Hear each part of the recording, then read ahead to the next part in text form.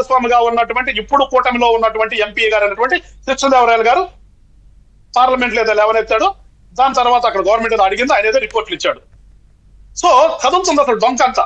ఆ రోజు చేసినటువంటి వాళ్ళు గతంలో 5 సంవత్సరాలు చేసినటువంటి మద్యం పాలసీ దగ్గర నుంచి మొదలు పెడితే వాళ్ళు అమ్మినటువంటి పిచ్చి మందు దగ్గర నుంచి వాళ్ళు చేసిన విన్యాసాలు, వాళ్ళు చేసినటువంటి ఎంతంత ఒక్కొక్క దానికి ఎంతంత ఎక్కువ రేట్ వేసి ఎక్సెస్ వేసి తీస్తున్నారు, ఇవన్నీ కూడా ఒక చిట్టా ఉంది ఆయన దగ్గర. పాపం ఆ చిట్టా అంతా ఆయనకి ఇచ్చాడు. ఇవన్నీ రాబోతున్నాయి రేపు. ఒకసారి కళ్ళు తెరిచి చూసుకుంటే రేపు పొద్దున్నే వీళ్ళకి కనిపిస్తుంది భవిష్యత్తు ఏంటి. మళ్ళా ఊహించుకుంటున్నారు. గతంలో పాపం జగన్మోహన్ రెడ్డి గారు 16 నెలలు ఏదో ఉన్నా అంటారు కదా, మళ్ళీ ఆ డేట్స్ గుర్తొస్తుంది, వెనక్కి వెళ్ళిపోతున్నాడు. అందుకని వెనక్కి వెళ్ళే క్రమంలోనే 2022 రోజు అదే సార్, రోజు ఎవరో ఒకరు వస్తున్నారు. ఒక రోజు ఆయన ఎంపీ మిథున్ రెడ్డి వచ్చాడు ముందస్తు బెయిల్ కావాలని. తర్వాత మాజీ మంత్రి మీ జిల్లాకు సంబంధించి విడుదల రజనీ గారు ఆల్రెడీ ఇవాళ దాన్ని వాయిదా వేశారు. మళ్ళీ నెల్లూరు సంబంధించినటువంటి కాకాని గోవర్ధన్ రెడ్డి వచ్చినారు. ఇంకా ఇట్లా చాలా మంది 1 by 1 వస్తున్నట్టు కళ్ళ ముందు కనిపిస్తుంది రేపు ఏమి జరగబోతుంది అనేది కనిపిస్తున్న దాని మీద ఏదో ఒకటి కొంచెం ఏదో డైవర్ట్ చేస్తారు. ఇట్లా లోకేష్ గారి మీద టీడీపీ వాళ్ళ మీద ఏదో కంప్లైంట్ ఇచ్చేస్తే పోలీసులు దీన్ని ఇమీడియట్ గా రిజిస్టర్ చేసేస్తారు. లేకపోతే మళ్ళా పక్షపాతం అనుకుంటారు. పక్షపాతం అనుకున్నందుకైనా చాలా తెలియజేయట్లేదు అసలు దగ్గర మీరు కంప్లైంట్ ఇచ్చే చేయలేదు కరెక్ట్ సార్, మీరు అన్నట్లు చాలా పక్షపాతం అనుకుంటారు తెలియజేయట్లేదు. మొన్న నెల రోజుల ముందే కదా పోసాన్ని అరెస్ట్ చేసినప్పుడు జనసేన పార్టీకి సంబంధించినటువంటి కార్యకర్త కంప్లైంట్ చేస్తే అప్పుడెప్పుడో మాట్లాడితే ఇప్పుడు ఆయనకు మనోభావాలు దెబ్బతిన్నాయని చెప్పి వీళ్ళే కదా మాట్లాడింది, వైసీపీ సంబంధించినటువంటి నాయకులే కదా. తెలివితేటలు ఏంటంటే ఏదో రకంగా దీన్ని ఇష్యూ చేస్తే అదేదో ఆగిద్ది అనుకునే ఈ దుర్మార్గులందరూ కూడా నారాయణమూర్తి గారు కొంచెం పెద్ద మనిషి అనుకున్న ఇప్పుడు దాకా ఇదే నారాయణమూర్తి గారు అడుగుతున్నాను, అరే నీ నాయకుడు యొక్క తల్లిని చెల్లిని కూడా ఏ రకంగా మాట్లాడారు మర్చిపోయారా?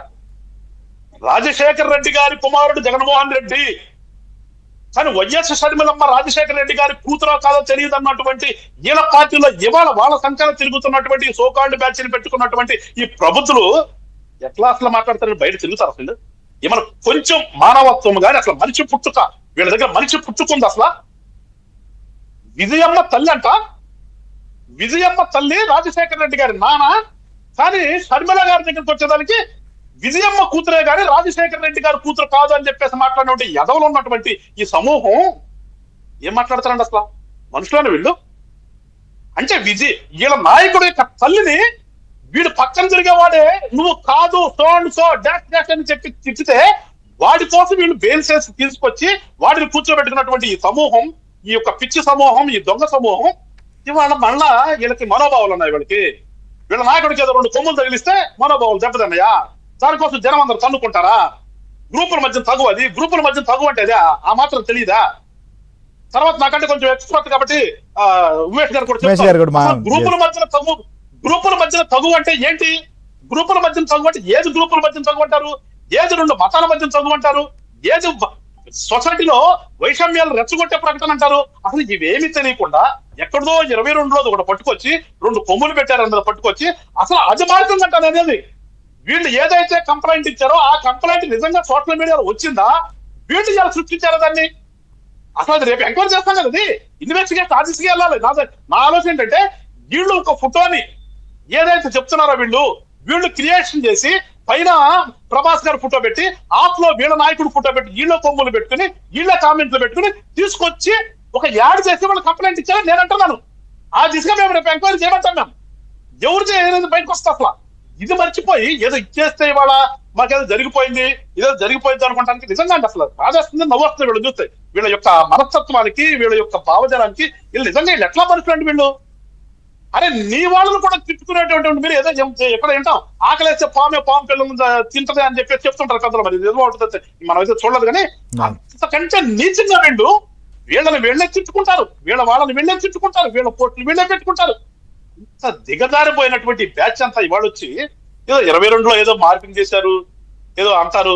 అసలు నిజంగా దానికి కార్టూన్ అనేది నాకు తెలిసినంత లేగాలిటీ ఉంది. ఎందుకంటే మన పేపర్ లో చూడండి ఒకసారి, న్యూస్ పేపర్ లో ఇదే సంగతి ప్రతి పేపర్ లో కూడా కార్టూన్ వేస్తారు. దాంట్లో ఎవరిది ఫోటో సరిగ్గా ఉండదండి. చంద్రబాబు నాయుడు గారి ఫోటో సరిగ్గా ఉండదు, పవన్ కళ్యాణ్ గారి ఫోటో సరిగ్గా ఉండదు, జగన్మోహన్ రెడ్డి ఫోటో సరిగ్గా ఉండదు, ఈవెన్ ప్రెసిడెంట్ ఆఫ్ అమెరికా ఉండదు, ప్రెసిడెంట్ ఎవరి ఫోటో కూడా సక్రమంగా ఉండదు. కార్టూన్ అది. కార్టూన్ మీన్స్ కార్టూన్ కొంచెం ఉంటది. అట్లా ఉన్నదాన్ని తీసుకొచ్చి అదేదో మార్పింగ్ లేదు సార్.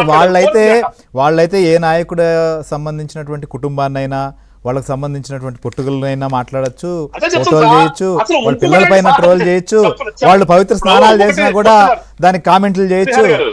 కానీ అదే శ్రీహరి గారు, కొమ్ములు తగిలిస్తే ఎందుకంటే మాత్రం కోపం వస్తుంది, వర్గ విభేదాలు వస్తాయి. మా గురించి కూడా నేను ఇవాళ రోడ్డు మీద పడేస్తున్నా తెలుసుకోవాలా, అందుకని వాళ్ళ గురించే పడేస్తున్నా.